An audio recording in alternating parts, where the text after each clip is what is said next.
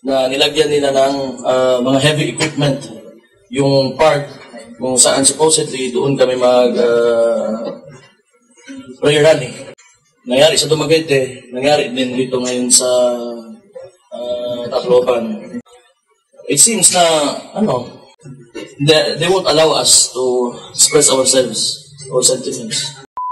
Doon pa sa rally, ano ba yung major na dapat na pahayag natin sa mga taga-Eastern Visayas? Well, ang rally kasi is TAPS. It's for transparency, accountability, peace, and security. So, may mga sentiments kami, like a lot of us from Davao City na gustong makapagsabi kung how we feel about the current situation of the country right now. So, ayun lang naman sana. We can elaborate that kung nandun talaga kami sa, if they would only allow us, and if they would only heed kung ano yung masasabi namin. But, the aim is to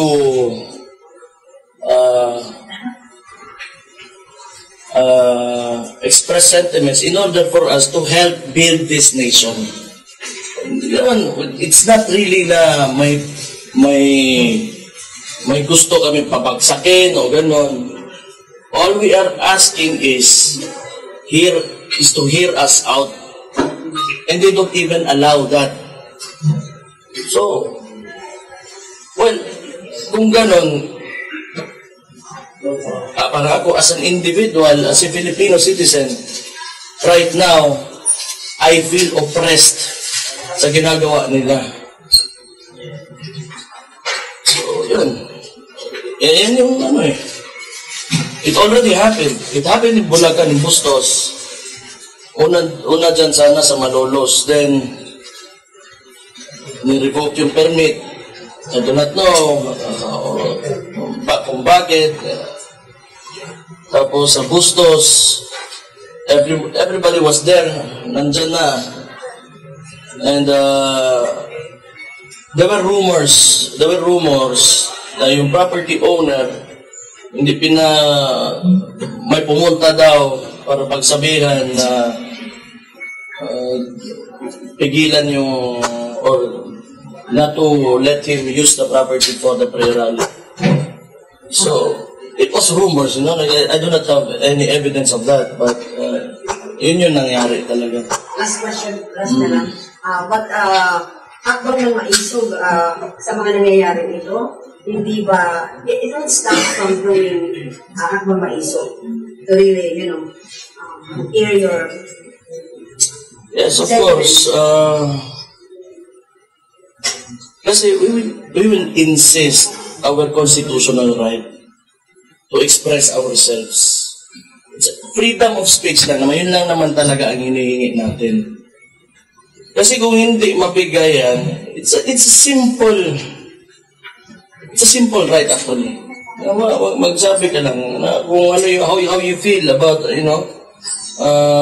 sa mga nangyayari ngayon. And I do believe that there is nothing wrong with that. Wala namang mali dyan. Hindi mo naman pwede pagsabihan yung isang individual, you tell somebody to shut up. Because that is very undemocratic pag ginawa mo yun. Sir, do you expect that this is Leyte and Tacloban ships this kind of treatment? I believe so. Kasi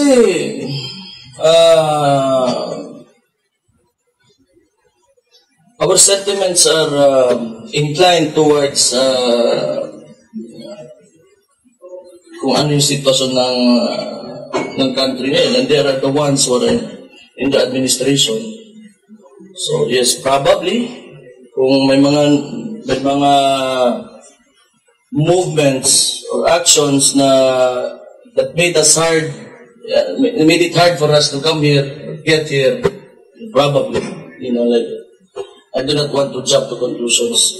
Sinabi ni Presidente Duterte during his post na he's even willing to sacrifice his own life. I-continue lang ito sa'yo. Do you agree with that? Well, that's his choice. Ako, hindi siguro muna kasi 36 years old pa ako. Siya yun eh. But, you know, like I said, during the Leaders Forum back in Davao, back in January, when I, you know, nagsalita na ako, if you go back to that forum and listen to my speech, sinabi ko naman, handa na ako, I'm ready to die. Kasi, this is a press conference. It would be better for me to express, you know, how I really feel kung sana may entablado where everybody is there. But, if it's for the country, then why not? Then, you know, I will be absently raising proud children. Kung ingon na naman, kung ilaptan ko nila. So, we'll see. Pero, this is something na hindi ko kaya na hayaan lang. It's just really simple. You just have to let us, you know, talk. Like everybody else did before this administration. It has always been a practice in the Philippines na kung may sentiments tayo, nagsasalita naman yung mga tao. So, ngayon, bakit hindi?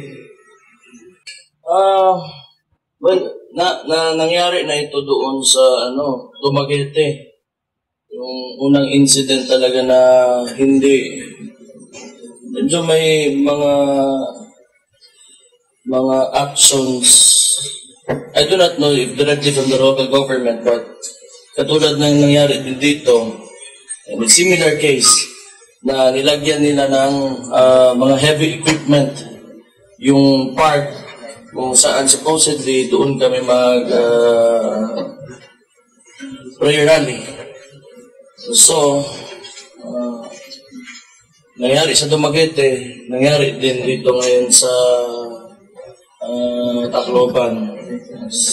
Nakita naman ang lahat. It seems na,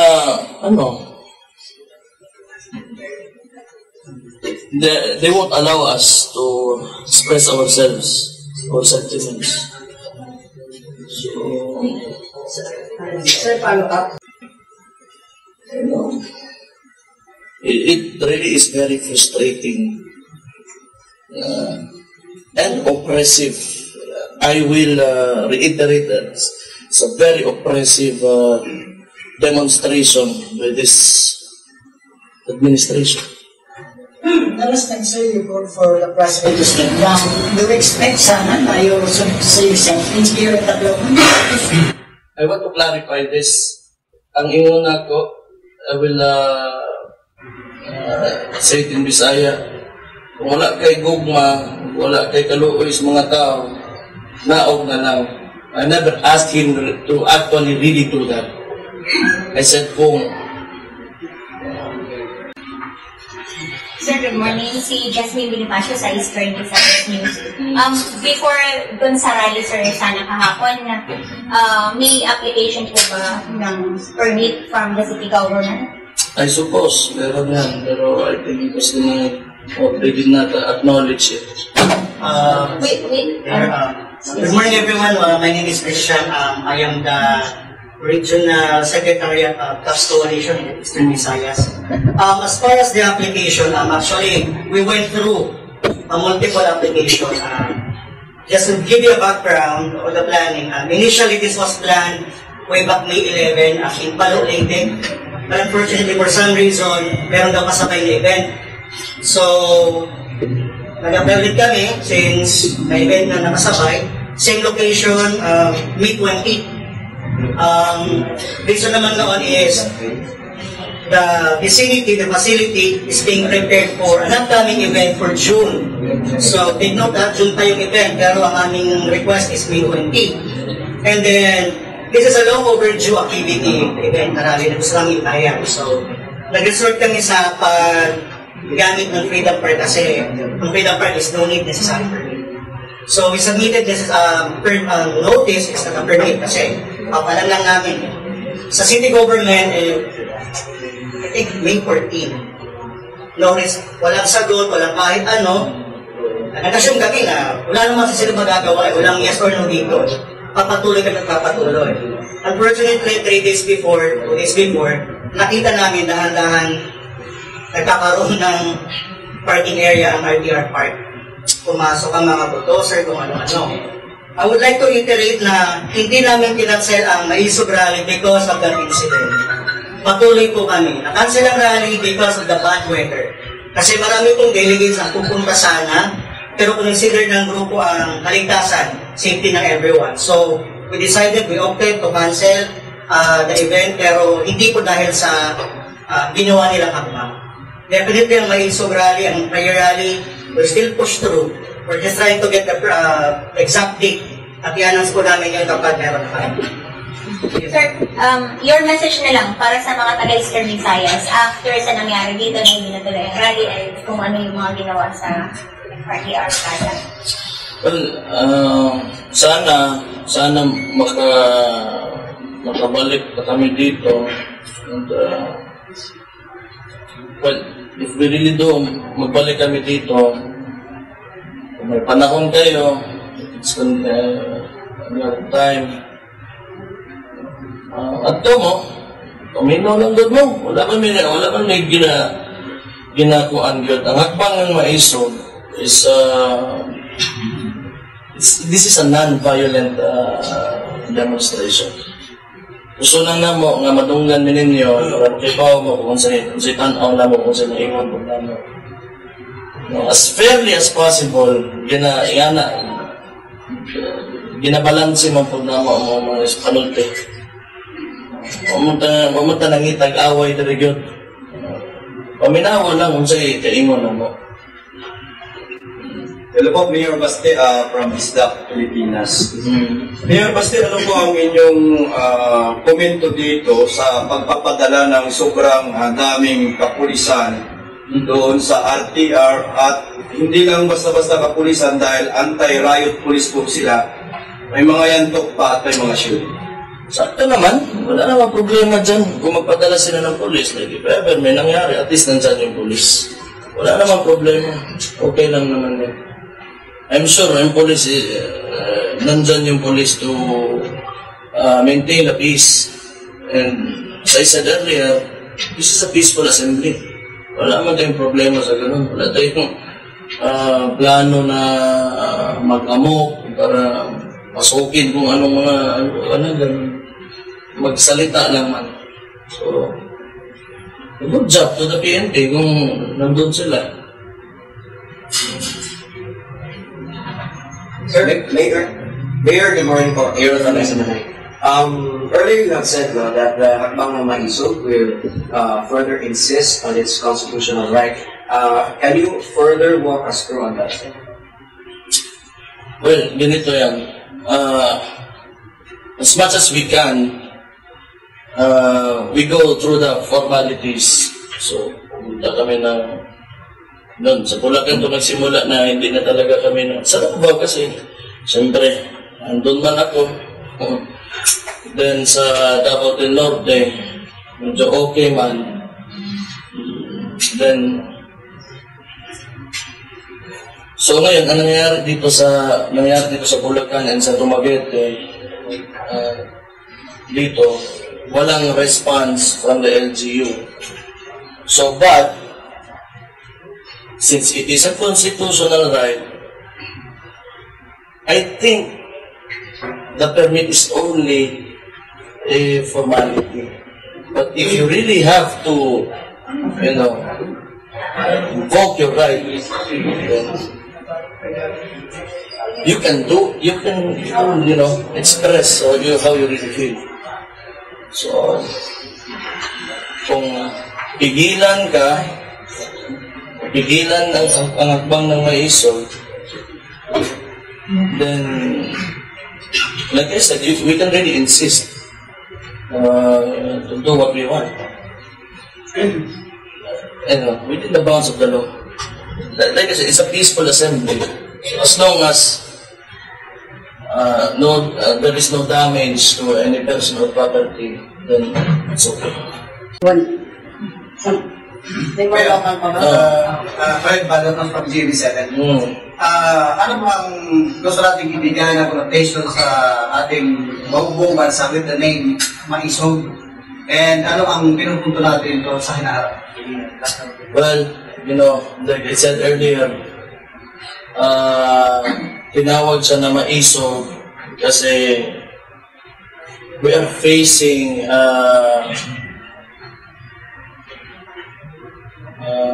not really an opponent. Hindi naman kalaban talaga, pero people or a person in the pinaka-mataas na posisyon sa bansa natin. But it's not really, kung ako lang, it's not really to oppose him, it's to communicate with him. Yun ang gina-establish natin dito because we believe that we are not being heard. And nakikita nyo naman na hindi kami nakakapag-establish ng mga rallies recently sa mga pinupuntahan namin. And it seems that they don't want to hear us talaga. So, and it's not an easy thing. Hindi madali para for a group or for an individual to establish communication the highest with the person in the highest position. That's why it's Maison. Matapang ba? Kung sa Tagalog pa. Thank you so much. Mayor, Jerwin po from PFEC News at Tacloban. Na-mention po yun po kanina nga about po sa yung plano po ng Maisog ay para maipalabas po ang yung hinaing at saka para magkamayroon po kayo ng ano ba to? Hindi, magka-communicate kayo. So, meron bang ginagawang Maisog para magkaroon kayo ng communication between you and President Bongbong Marcos? Well, isa napansin ko lang on how they respond to sa mga demonstration na ginagawa namin. Like for example, ngayon na they have an idea kung saan yung next rally. I think the only communication that he gave us was he pointed the finger to my father, the former president, na walang nagawa dito sa Tacloban. I think that's his way of communicating to us. Thank you. Okay, last question. So wala nang unity, sir? Wala nang unity between you and the Marcos? Let him answer that for you. Sila yung matubagan. Sila yung matubagan. Pinihirit isa na lang. Okay. During the rally sa Davao, sinabi mo na parang naghihimutok ka dahil your father pinayagan ipalibing si former President Marcos. And then this time, parang hindi rin ibibigay yung na-reciprocate ba yung mga ginawa nyo sa past sa kay ngayong presidente compared sa ginawa ng tatay mo? Gusto ko lang balikan yung yung mga statements ko when I first came out in January. I think kung gusto niya lang talaga ayusin itong problema na ito, pwede niyang gawin din. Pwede niyang gawin talaga. Yun lang. Kasama dun nga sa rally namin, kami anti-war. So, we do not like foreign military activities within our territory. Yan, medyo mahirap dyan. I cannot know. But kung ako talaga, I want all of this to end. Kasi kung ako lang yun, I do not know kung ano na to sa tatay ko, I do not know sa kanila. I just want this to end. I just want to unit team, mas maganda sana. Nandyan pa yung unit team. But like, let's see. We will always, you know, like,